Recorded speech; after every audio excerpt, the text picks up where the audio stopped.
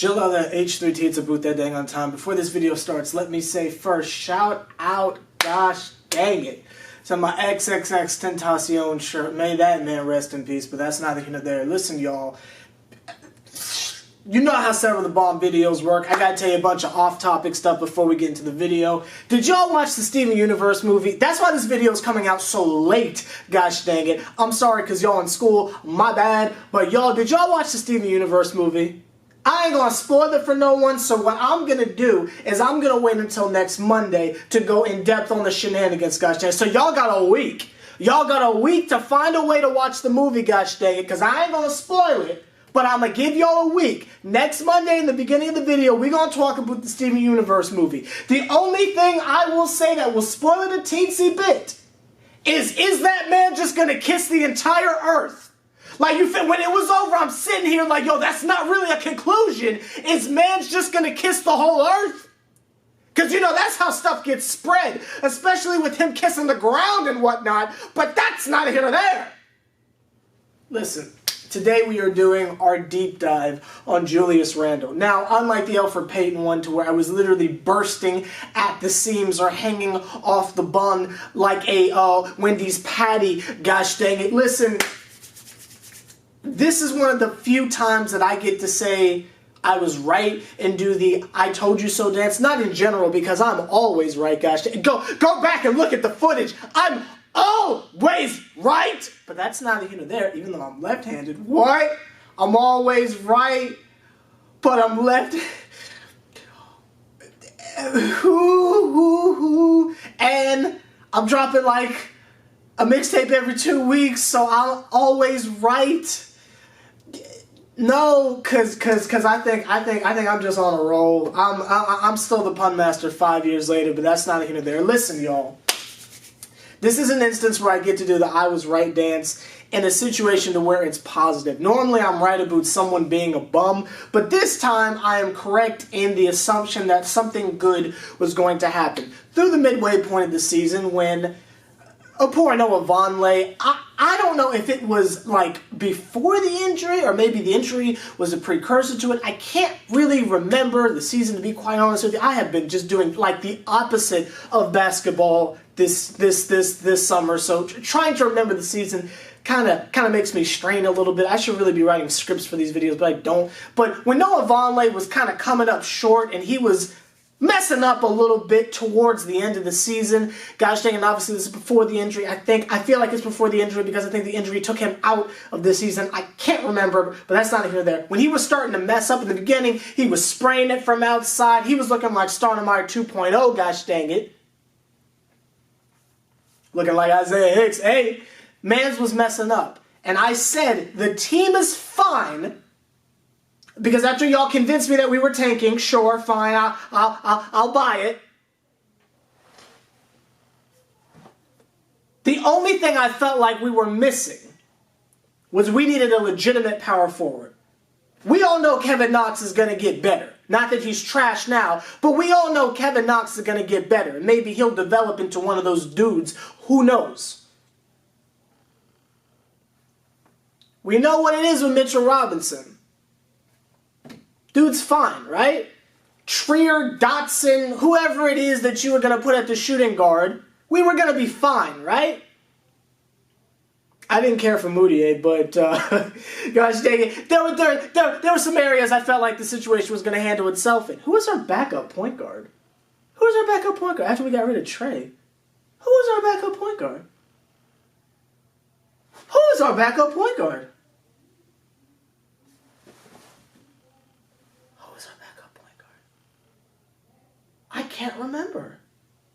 Who was our back? Kadeem Allen! I done forgot about Kadeem already, gosh dang it. Like, we were fine at just about every position. The only thing, that's messed up, I forgot about Kadeem Allen that fast, but that's neither here nor there. Somebody leave a comment, what happened to him? Did we keep him? Is he gone?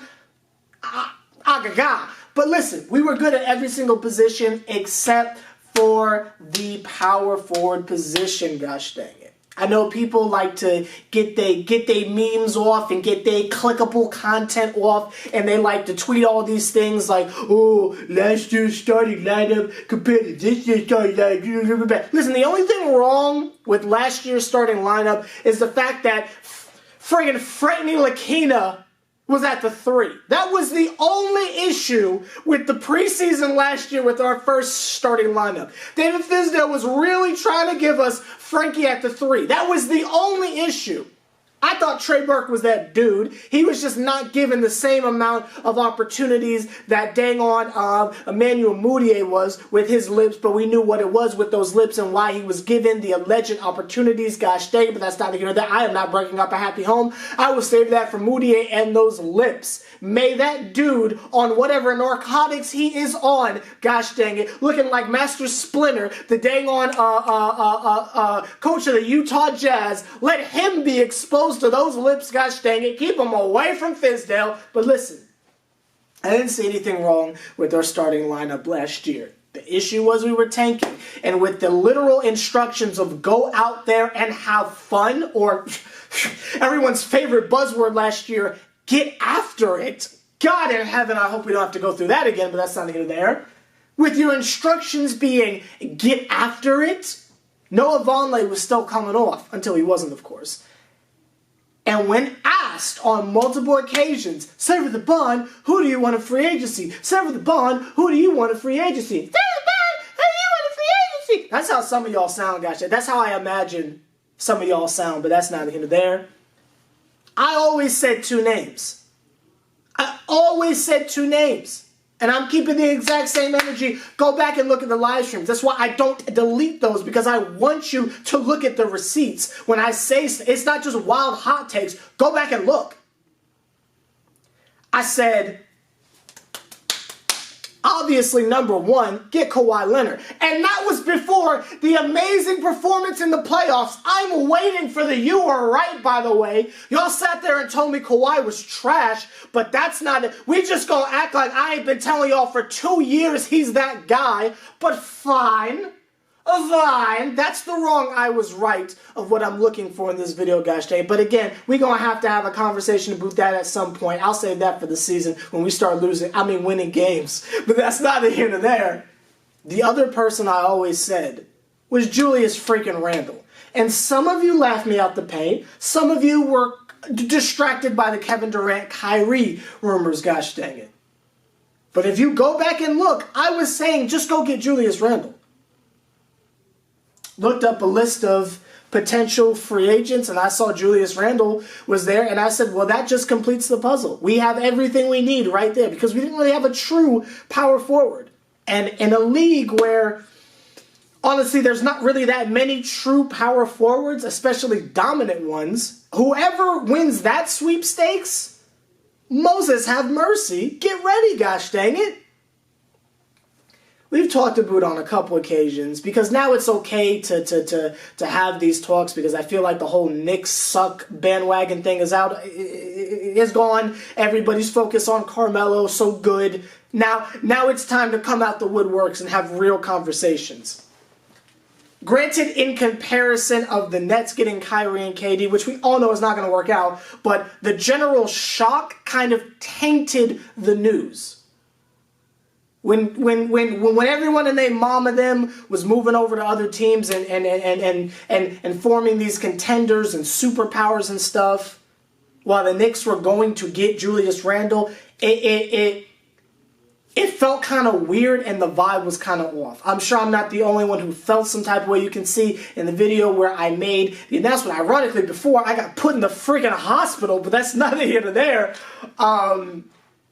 My energy was a little off. But even in that video, I was able to muster up the idea that we got exactly who we needed. And there are not many times where we can look at the Knicks and say, wow, y'all really went out there and got exactly what we needed. I'm going to try to keep this to Julius Randle, because we can get into Bobby Portis, we can get into Marcus Morris. Happy birthday, by the way, bro.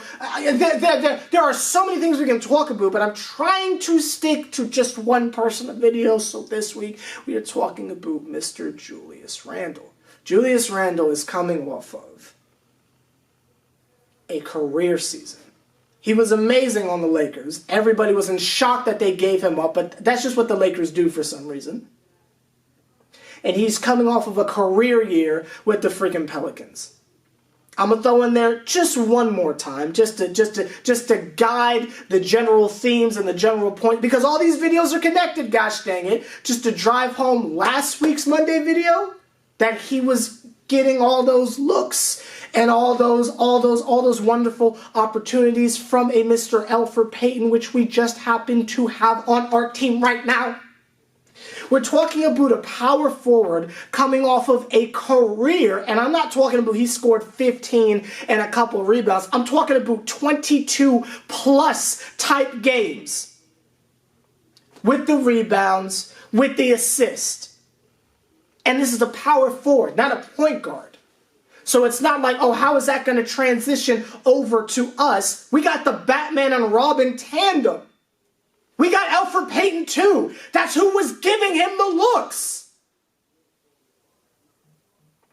I'm telling y'all, like, we are going to be so good. And let me sprinkle this on there too, gosh dang it. It's not like we're the Thunder or something like that. Thank God we're not the Thunder. But it's not like, I don't know, it's not like we're the Trailblazers, we're not the Kings, we're not the Suns, we're the Knicks. We're in the Eastern Conference. We're not the freaking Timberwolves. We're in the Eastern Conference, y'all. And someone ringing out jive like that in the Western Conference might not mean that much. But when you bring just barely above average talent to the East Coast, yo, do we need to go over the Amari Stoudemire effect again? And then you add on top of that, dude is in his prime. We didn't dust off some veteran. We didn't get some kid. We're talking about someone coming off of a career season that's coming with his point guard. And he's like my age. He's like 25. And his prime.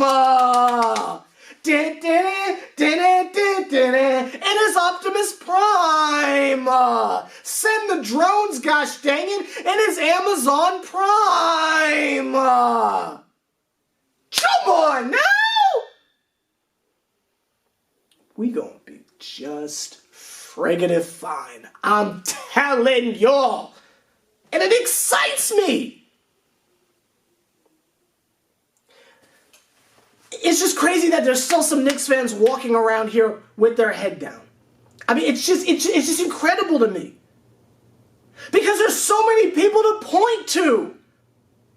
There's so much reason to be optimistic and happy.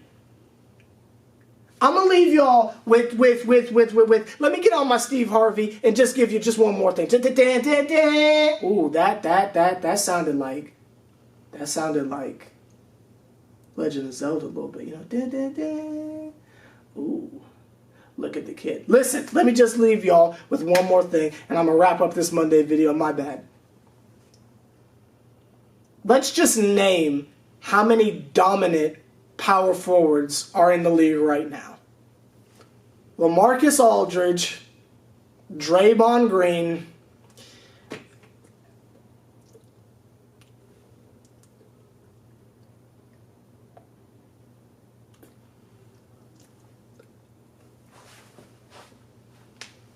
Kristaps Porzingis. Like, you feel me? Do y'all feel me for a second? So that feeds into our previous conversations about balance. We are a matchup nightmare. Who is stopping that man? Next to Morris, next to the homie Mitchell Robinson,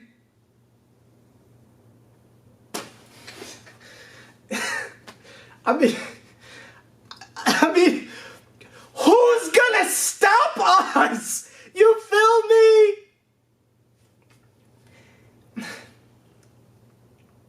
And if you want to say Blake Griffin's a power forward, I ain't scared of Blake Griffin. He's like 32. We good.